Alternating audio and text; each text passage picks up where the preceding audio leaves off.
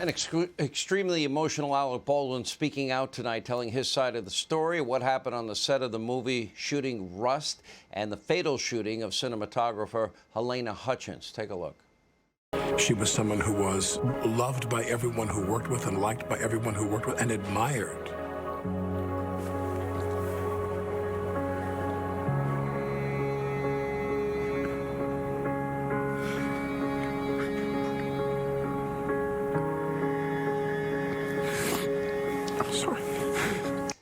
Later in the interview, Baldwin went into great detail telling George Stephanopoulos his version of the sequence of events. Take a look.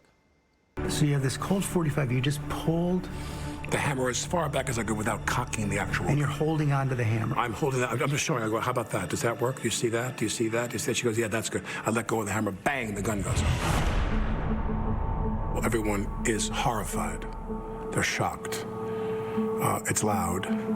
They don't have their earplugs in. No one was. The gun was supposed to be empty. I was told I was handed an empty gun. If there were cosmetic rounds, nothing with a charge at all, a flash round, nothing. She goes down. I thought to myself, did she faint? The notion that there was a live round in that gun did not dawn on me till probably 45 minutes to an hour later. Here with reaction, Fox News contributor Leo 2.0 Terrell, the co-host of the Clay Travis, Buck Sexton show, OutKick founder Clay Travis. Let's look at it from a legal standpoint, Leo, and that is guns don't fire themselves. He's admitting he cocked the hammer. Now, if you start cocking the hammer and you don't click it in, and you can discharge that firearm, does he have the responsibility himself to check to see if that weapon is loaded with live ammunition? Yes, and I want to be very clear as a lawyer. Let me tell you, this interview was a preemptive strike. They know there's going to be charges coming down. They don't know who's going to be charged.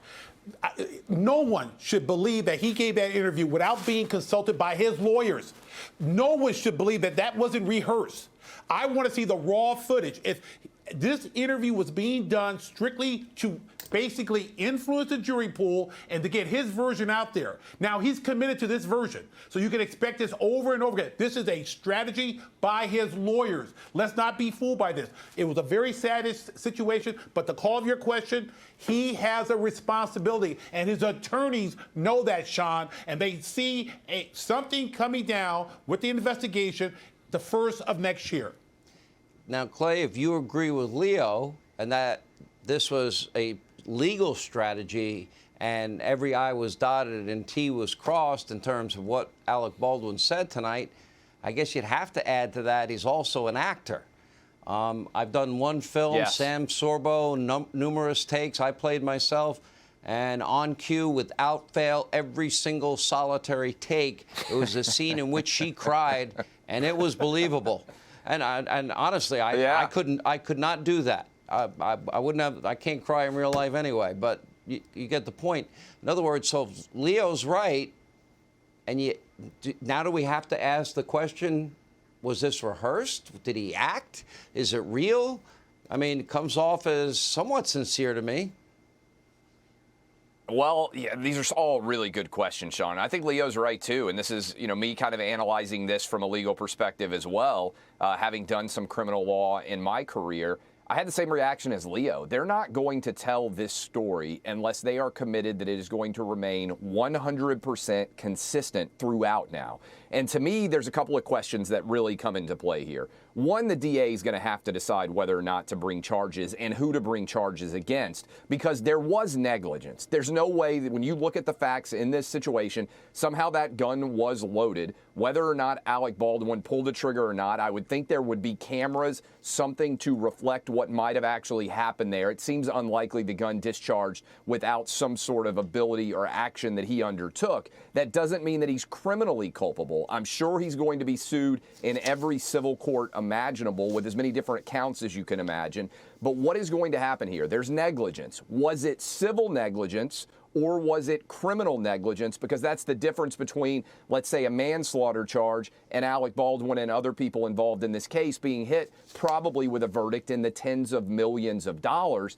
And you're right, Sean, and I'm sure Leo thinks about this too. You're talking about one of, whatever you think about Alec Baldwin, he's one of the great actors of his generation. So if he can cry on command when things actually aren't real, I'm sure that he can also master this for a jury, for a judge, for a prosecutor, for everybody out there that he would be talking to, and be eminently believable whether or not it's true. Leo, he said, George Clooney said, you have protocols, you check the gun every time. Stephanopoulos asked if he felt guilt. He said, no, someone is responsible for what happened, but I know it's not me. If I thought I was responsible, I probably would have killed myself. Is George Sean, Clooney right? Well, I'll tell you right now, Clooney is right to the fact that Baldwin had a responsibility.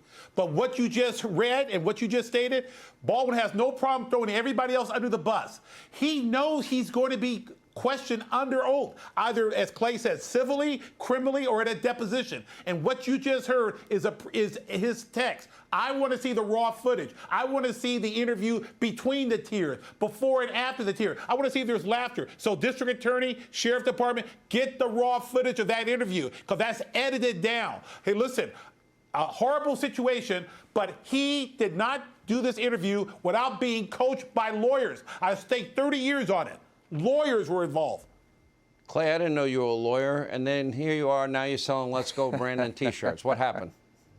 I mean, I've fallen off the wagon in a big way, Sean. My law school classmates call me on it every day. Here's the other thing, by the way. I got to run after Trump. Can you imagine what Baldwin would have done if Trump had been accused of this? It's crazy.